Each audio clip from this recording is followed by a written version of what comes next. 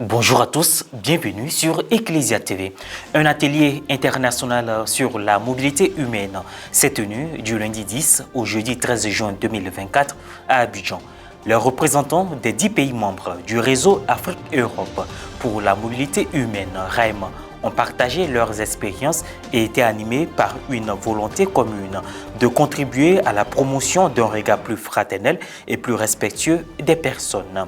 Et puis, dans cette édition, vous suivrez un élément sur le rôle de la Commission épiscopale pour la doctrine de la foi et catéchèse, présidée par son Excellence Monseigneur Gaspard Bébigneba, évêque du diocèse de Mans.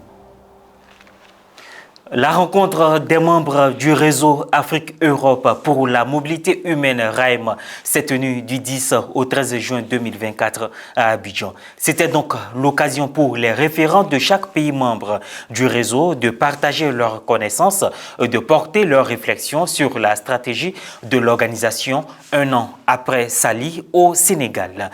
Reporter d'image Francis Soko et commentaire Frédéric Monet. Repenser la migration humaine. Exemple en Côte d'Ivoire avec le RAEM, Réseau Afrique-Europe pour la mobilité humaine, qui rassemble 11 membres. Du 10 au 13 juin 2024, s'est tenu l'atelier multi-pays du Réseau Afrique-Europe pour la mobilité humaine RAEM à Abidjan. Je vous demande que ce temps qui nous est concédé soit pour nous un temps de ressourcement, un véritable temps pour qu'ensemble, nous puissions, au sortir de cet atelier, trouver les voies et moyens pour aider nos frères en humanité. Cette rencontre des membres du réseau qui réunit 10 Caritas, 3 Caritas d'Europe et 7 Caritas d'Afrique de l'Ouest a pour but d'accompagner les personnes en mobilité tout au long de leur parcours migratoire dans le respect de la dignité des personnes et des valeurs de l'Église. On travaille sur comment accompagner au mieux ces personnes dans leur parcours migratoire, avec tout ce que ça représente comme défis pour eux-mêmes, des défis individuels, des grandes difficultés pour trouver leur chemin, mais aussi comment les organisations et les sociétés elles-mêmes font en sorte qu'on accueille le mieux possible les personnes qui font le choix de partir et de quitter leur pays. Lors de l'ouverture de l'atelier, un message de Monseigneur Bruno Essoyedo, président de Caritas Côte d'Ivoire, a été lu aux participants de l'atelier. Être sensible et ensemble à cette situation, vous avez dit réseau, eh bien, sur la thématique de la mobilité humaine, c'est une réponse complète à la préoccupation du Saint-Père et de l'Église. Vous rappelez également la thématique développée dans une enseignement qui s'appelle l'étude tous frères. En venant ici pour travailler ensemble, pour partager les expériences et pour les mutualiser en vue d'être plus efficaces. Par la suite, il y a eu des témoignages, des discussions et communications articulées autour des sous-thématiques, s'accordant sur le fait que le travail en réseau contribue à améliorer la qualité de leur travail.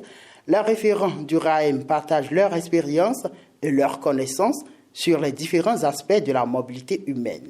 Fort d'un ancrage local dans de nombreux pays, les membres de l'organisation s'efforcent de répondre aux différents besoins de personnes en mobilité, sociaux, sanitaires, psychologiques, éducatifs, etc. Rencontrant d'autres pays de la sous-région, les débats et les échanges seront très riches et vraiment pourront nous servir aussi dans notre politique de gestion de la migration au Sénégal, parce que nous sommes impliqués. Ce qu'on a dit aussi pour les migrants de retour, je crois que c'est très important parce que nous nous activons aussi pour les aider souvent, mais ce qui a été constaté que parfois ils reprennent dette pour repartir, ça aussi c'est une réalité à laquelle nous sommes confrontés. Au terme des travaux, les participants ont formulé des orientations, notamment l'accompagnement psychosocial sur les processus de deuil le long des routes migratoires, l'accompagnement sur la question d'état civil et démarches administratives dans le contexte des mobilités. Nous avons été très heureux d'être associés à cette rencontre qui qui prend en compte tous celles qui œuvrent dans le domaine de la migration. Et donc, les attentes, c'est simplement de réfléchir pour trouver les meilleurs mécanismes pour aider davantage nos frères et sœurs qui prennent les routes des autres pays et surtout de pouvoir les aider à mieux se réinsérer quand ils reviennent au pays. Le réseau Afrique-Europe pour la mobilité humaine est une initiative interrégionale s'inspirant des principes de l'Église catholique. Dignité, justice, solidarité entre tous les peuples, indépendamment de leur origine ou de leur religion. Au cours de leur 125e assemblée plénière dans le village d'Orbaf, les évêques catholiques de Côte d'Ivoire ont mené des réflexions et travaux prenant en compte la réorganisation de certaines instances de la conférence. Son Excellence Monseigneur Gaspard Bébigneba, évêque du diocèse de Mans et président de la commission épiscopale pour la doctrine de la foi et catéchèse, s'est exprimé sur des réformes de sa commission dans une interview. Reporter d'images Pierre Richemont, commentaire Myriam Roxane et nous. Du 27 mai au 2 juin dernier, les évêques catholiques de Côte d'Ivoire ont séjourné hors de leur cadre de vie habituel. À la faveur de leur 125e assemblée plénière, ils se sont réunis à Orbaf, dans le département de Dabou, diocèse de Yopougon. Les prélats se sont penchés sur les questions d'ordre ecclésial et sociétal du pays. La réorganisation de certaines commissions de la conférence a également été à l'ordre du jour. Son Excellence Monseigneur Gaspard Bébigneba, évêque du diocèse de Mans, s'est prononcé sur le remaniement fait au niveau de la commission épiscopale pour la doctrine de la foi et catéchèse dont il est le président. Mais avant, il a présenté le rôle de sa commission. La doctrine de la foi, c'est tout ce qui est enseignement officiel de l'Église catholique. Voilà. Veiller sur la foi dans tous les diocèses, la foi catholique, pour qu'il n'y ait pas de déviation dans l'enseignement, dans les pratiques, dans les mœurs. C'est de ça qu'il s'agit. Donc, nous sommes des gardiens de la foi, au nom des évêques. Au Vatican, il y a la doctrine de la foi. Voilà. On veille par les écrits, tout ce qui est écrit sur la foi, tout ce qui est enseigné, toutes les pratiques et les mœurs, la vie chrétienne, la doctrine de la foi veille à ce que la foi soit toujours intégrale, intègre et qu'elle ne dévie pas. Donc, c'est d'abord ça. Ensuite, il y a la catéchèse. La catéchèse, c'est l'initiation chrétienne. Donc, comment préparer les chrétiens à adhérer au Christ à travers le baptême? Comment les former en tenant compte, bien sûr, mais aussi des défis de notre société, de notre culture. Voilà. Actuellement, nous sommes en train de refaire les catéchèses jeunes. On a fait le premier livret, il y a 2 qui restent. Voilà. Donc, il s'agit aussi, en écoutant la société, en écoutant les défis de notre société, de l'Église actuelle, d'adapter aussi les manuels qui vont former à la vie chrétienne les candidats qui viennent. Il a par la suite mis l'accent sur la restructuration faite. Les évêques, à cette 125e assemblée, ont restructuré, réorganisé cette commission. Donc cette commission épiscopale pour la doctrine de la foi et la catéchèse est maintenant organisée en 2 sous-commissions. Il y a la sous-commission doctrine de la foi et la sous-commission catéchèse.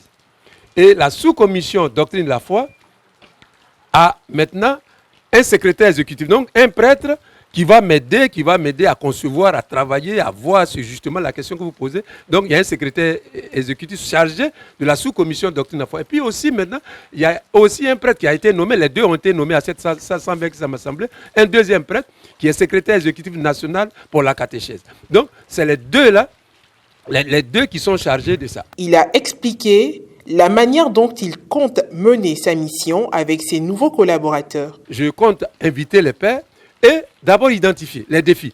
Au niveau, ce n'est pas seulement pour les communautés nouvelles, même ça peut être des prêtres, ça peut être ceci, cela. Et voir quel est l'enseignement de la foi catholique aujourd'hui. Quel est le niveau dans l'enseignement, dans les mœurs, dans la pratique, à quel niveau on se trouve. Il s'agit pour nous aussi, membres de cette commission, d'enseigner d'abord. Il ne s'agit pas seulement de corriger ce qui est négatif, mais d'enseigner d'abord la vraie foi. Voilà. Aujourd'hui, le pape nous a mis dans la synodalité. Voilà. L'église communion, l'église synodale, il faut enseigner ce que c'est, comment il faut faire, comment il faut former les laïcs, et puis comment il faut enseigner. Donc, attends, que quelqu'un enseigne la foi où les mœurs ne sont pas justes, c'est à nous d'alerter les évêques. Mais bien sûr, après une enquête sérieuse, c'est parce que souvent, on est là et puis on juge les gens comme ça, on dit non, lui, il ne fait pas bien. Non. Il s'agit d'une enquête il s'agit d'approfondir, de faire des recherches et de pouvoir accompagner les gens pour qu'ils puissent vivre leur foi catholique dans son intégrité, son intégralité, sans déviation et dans sa pureté. Un mot sur la réforme des manuels de catéchèse. Il y a 2 ans, nous avons engagé la réflexion des manuels pour les jeunes. Parce que comme je vous l'ai dit, on enseigne, mais la société évolue, l'Église évolue, on n'a plus les mêmes hommes, vos enfants, ce n'est pas vous. Voilà. Donc il s'agit aussi, comme j'ai dit, en écoutant la foi catholique, en écoutant nos cultures, nos traditions, les défis de la société ivoirienne et de l'Église en Côte d'Ivoire, de refaire ces manuels pour pas les adapter et pour qu'ils soient pertinents et que ceux qui, par exemple, l'aspect biblique, on a voulu que, parce que souvent, à tort ou à raison, on dit que les catholiques ne lisent pas la Bible, ne connaissent pas la Bible. Voilà. Donc il y a un volet surtout biblique qui fait partie désormais de cette refonte des manuels de catéchèse pour les jeunes, pour que justement tous les aspects, l'aspect biblique, l'aspect de la foi, l'aspect de la pratique de la foi, l'expérience vécue commence déjà à la catéchèse. Une chose est certaine, les prélats ont travaillé de manière objective, bienveillante et constructive durant leurs assises. Fin de cette édition, merci de l'avoir suivi. Merci de rester sur Ecclesia TV, la télévision de l'Église catholique en Côte d'Ivoire.